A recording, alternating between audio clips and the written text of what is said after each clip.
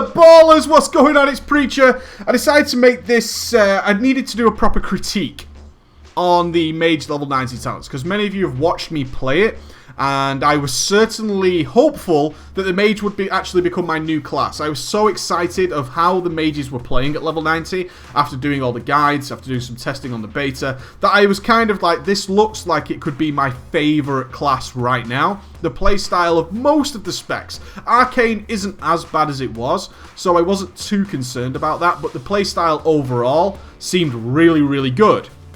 As such, I was more than happy to actually go ahead and play the Mage at level 90 as my main class. I thought that would be pretty cool.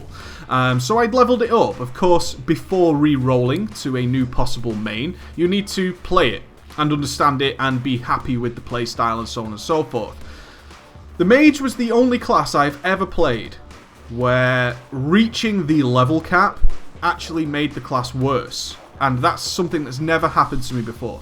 I actually enjoyed the Mage so much more from 0 to 89, and then level 90 really dragged the class down in a whole new level. For a number of reasons. The level 90 talents, let's talk about them. The level 90 talents. I want to discuss this more so we can get a genuine critique, an objective point of view, and also hopefully we can put forward and hopefully see some changes towards how these talents work.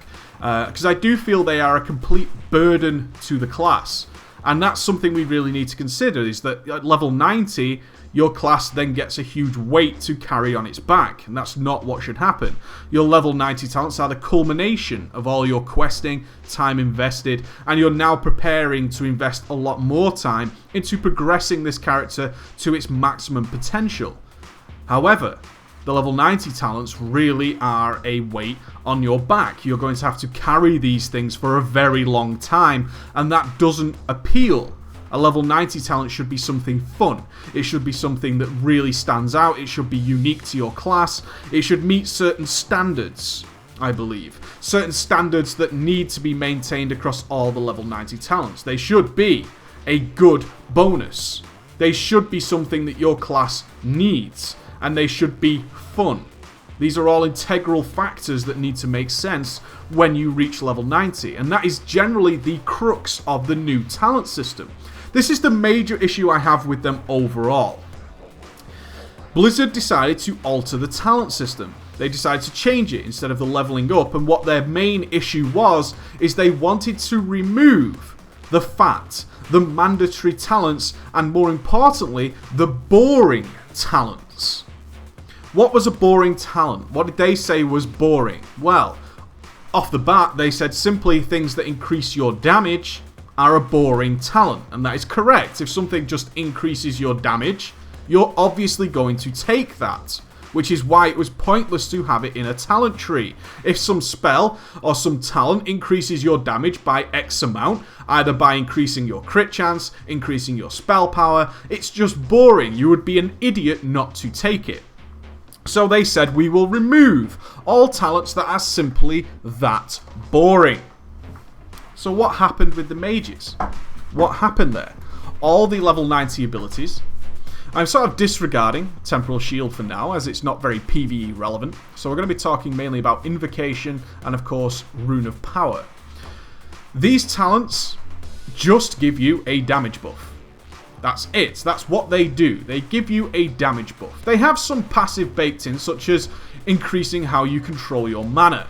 But that's not interesting either. If we look at Invocation, you now regenerate 50% less mana. That's another burden. But it reduces the cooldown of your evocation. Okay, most mages never enjoy evocating, for the simple reason you have to stop casting. Stopping casting sucks. I am a mage. I want to fire continuous amounts of painful spells into the boss. But I will get to that shortly. Let's talk about this passive damage increase. Both of these spells, Invocation, Rune of Power, grant you a passive spell damage buff. That's a huge issue. Some people would compare it to Nature's Vigil or Avatar, which also give a damage buff. However, those are both lined up on use abilities, cooldowns, that we can line up nicely with things like trinket procs and other cooldowns that our class passively has, such as Icy Veins, for example. Combustion, if we had an ability that gave us some sort of damage buff while we're firing off our combustions, using our Icy Veins, Bloodlusted, all these kinds of things, we wouldn't complain. An on-use DPS cooldown is more than fine. That's great, and it is not the same as a buff that needs to be maintained 100% of the time, which is what Invocation and Rune of Power need to do. If you are not using those abilities, you are considerably less powerful, and the more gear you gain, as these are percentage modifiers, the more gear you gain, the less that you use Invocation and Rune of Power, the more your class actually suffers. So you now have this burden of a spell. This goes completely against Blizzard's policy on including permanent flat damage buffs that you have to maintain. It's a terrible thing to do. It's very similar to the improved Soulfire that Warlocks used to be burdened with, and they complained endlessly about having to cast a spell that was not part of their natural rotation on a regular basis because the buff it gained was so powerful. It was boring, they just had to start tracking it, it was just not convenient, it had a ton of problems that Warlocks complained about, and let's look at it now. It was removed. It was removed from the game and everybody was happy. However, the mages now get stuck with these level 90 abilities, which either increase your spell damage for 25% or the 15%, whichever it is, they are both just the same type of thing as improved Soulfire. It was almost as if these departments did not communicate. The Warlocks are unhappy with having to maintain a crappy spell damage buff that they have to keep up by casting a shitty spell on a regular basis. Okay, so we remove it for the Warlocks, and now the mages get stuck with the same thing. It's not fun. It's a burden. It's not cool. Let's look at them individually and talk about their problems. In the background, there are a number of situations. I ran endless dungeons, unhappily I might add, to show you the amount of situations where what I'm about to speak about actually occur on a regular and more regular basis as your gear increases. This is one of the other things. Of course, in raids, these situations repeat themselves, but over a longer period of time. Invocation. Invocation is the one that is getting less and less used. Invocation revolves you using your evocation spell every 40 seconds. In average gear, this is around a 4.5 second cast. You have to successfully complete the evocation in order to get the buff. This is the other crux of it. You have to complete the evocation. You have to complete the 4 or 5 second cast in order to gain the benefit of the invocation talent. In a normal 5-man, this obviously presents standard problems, such as to have this buff up during constant trash, you basically have to be evocating in between each trash pack. But that's a minor issue, that's just something that goes on and will lead to an issue I have later down the line. The problem is this: the completion of evocation needs to take place. There are a multitude of things that stop you completing evocation. It also puts you in difficult situations that you wouldn't ordinarily be in. For example, you can start casting your evocation and you start getting things like trinket procs. You are now suffering a huge lack of DPS because you are not casting, you are casting evocation for a potential 2 or 3 spell casts. That's one thing that really annoys me. The counter to that is to be more monitoring when your trinkets are about to line up and trying to squeeze in evocations early. So you're now doing more evocations to try and counter this problem. So now we're not evocating every 40 seconds, we're actually evocating maybe every 30 to 35 seconds. A lot more downtime, a lot more periods where we are just not DPSing. That's really annoying.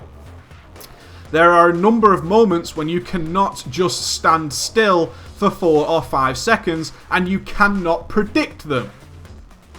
Such as being randomly silenced by the boss, pools spawning under you, a number of things. Let's take the example of being silenced or knocked away. You start casting your invocation and suddenly some random spell which can hit 1 out of 25 players lands on you and you now have to move. For example, the Wildfire Spark. You cannot continuously stand still if the Wildfire Spark lands on you in the Mogasham Vaults. You have to move. Now you cannot finish your evocation cast. All you have to do now is wait the extra 5 seconds. Remember, evocation now has a 10-second cooldown. So you now have a period of 4 or 5 seconds of casting, interrupted and moving, then waiting for evocation to come back off cooldown, and then recasting the 4 or 5 second cast to gain the buff. You're talking almost 15 to 20 seconds of complete downtime because of this talent. A lot of the skill of being a caster is being able to do things on the move. You can do that, but you're now having to do things on the move with 25% reduced spell damage. What's the point? It's very annoying, you can't avoid it. Situations like that are just ridiculous.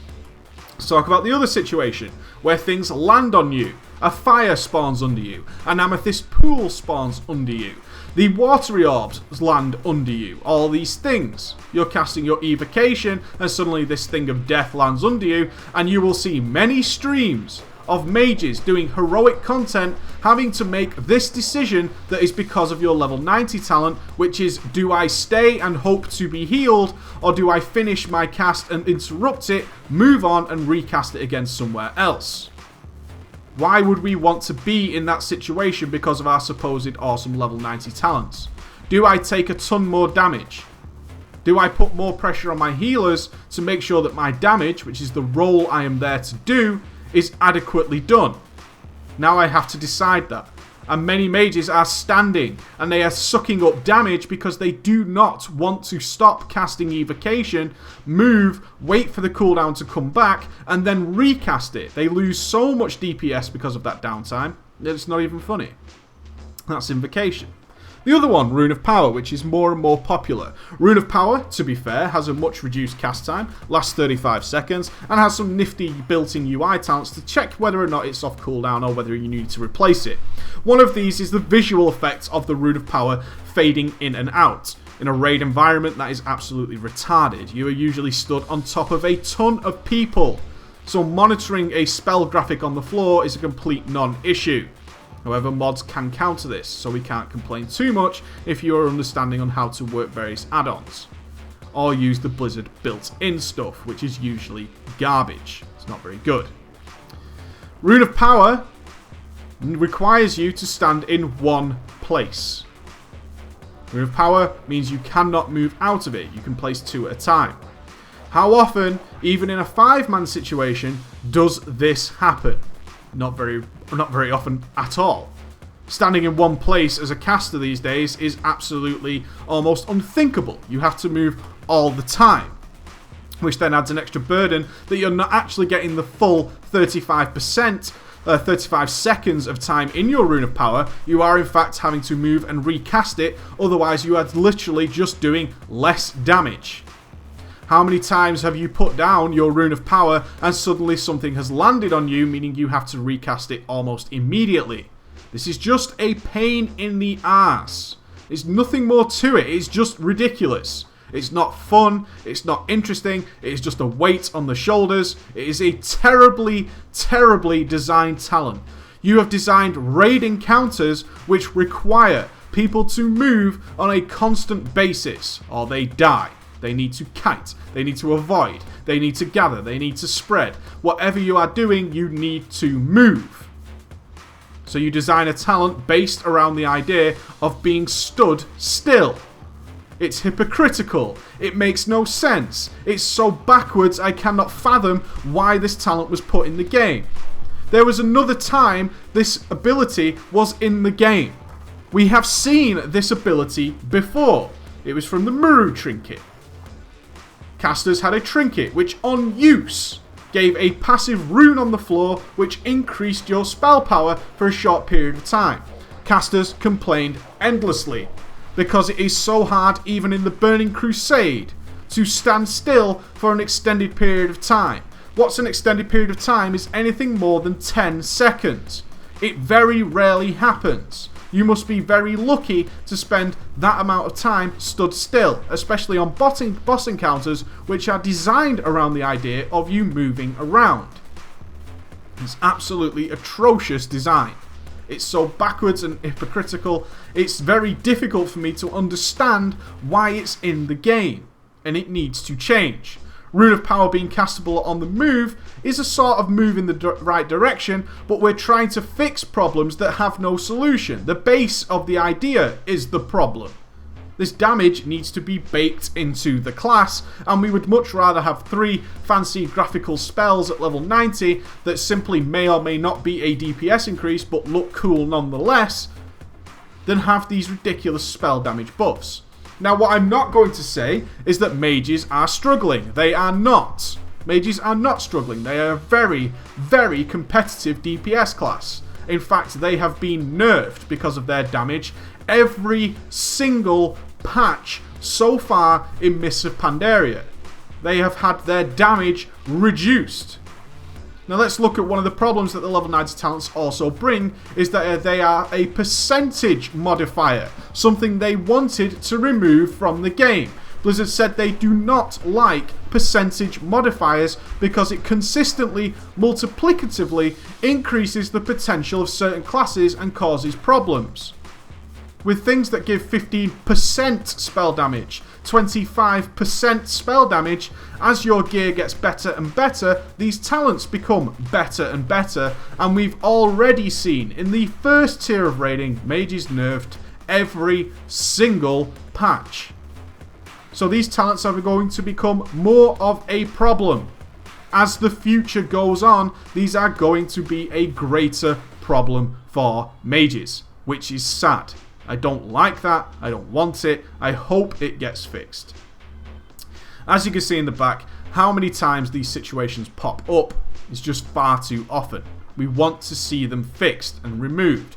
Please, for the love of God, remove the Mage level 90 talents. Let's just see something that fits the bill like they did with the bombs. Let's have something arcane based, something fire based, and something frost based that looks cool and has its uses. The Warlock level 90 talents are a great example. They are cool without being powerful and stupid and a burden. Simply increasing their ability to AoE is much better than having to stand still or evocate every 30 to 40 seconds. That's not fun. Stopping casting is so annoying. Any period of time where we have to stop casting goes against everything we have tried to learn over the past 6 years. It's terrible. So that's my thoughts on it. That's why I have issue with the mage. I still have high hopes that it becomes a class that I can enjoy. At the moment, I have no problem with the amount of DPS they do. I have no problem with any of the playstyles. Arcane feels boring to me, but that's fine. That's my opinion. Other people like it. Literally, the problem is these counterintuitive, hypocritical, and backwards thinking level 90 talents which go against everything we know about caster DPS. That's my thoughts on it, so I needed to get that out. There you go, guys.